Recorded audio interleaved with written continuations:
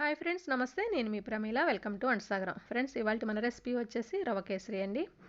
చాలా సింపుల్గా 5 నిమిషాల్లో దీన్ని తయారు చేసుకోవచ్చు అన్నమాట. స్వీట్ కదా, చాలా టేస్టీగా ఉంటుంది. మీరు కూడా ఒకసారి ట్రై చేయండి.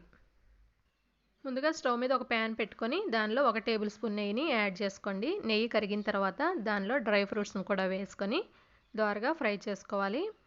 ఈ విధంగా వేగిన తర్వాత ఒక బౌల్లోకి ట్రాన్స్ఫర్ చేసుకొని ప్రక్కన పెట్టుకోండి. ఇప్పుడు అదే ప్యాన్లో 1 కప్పు బొంబాయి రవ్వను వేసుకొని దానిని కూడా లో ఫ్లేమ్లో దోరగా వేయించుకోండి.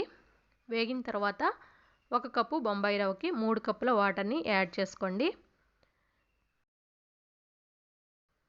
దీనిలో ఉండలు ఏమైనా ఫామ్ అయితే వాటిని చిదుముకుంటూ ఈ విధంగా కలుపుకోండి.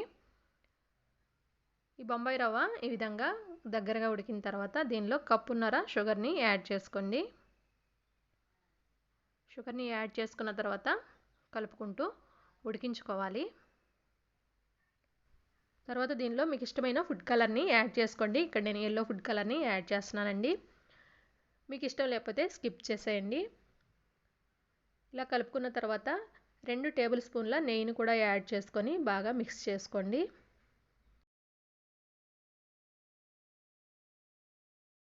ఇప్పుడు దీనిలో ముందుగా ఫ్రై చేసి పెట్టుకున్న డ్రై ఫ్రూట్స్ని యాడ్ చేసుకోండి. అలాగే పావు టీ స్పూన్ ఇలాచీ పౌడర్ని కూడా వేసుకొని బాగా మిక్స్ చేసుకోండి.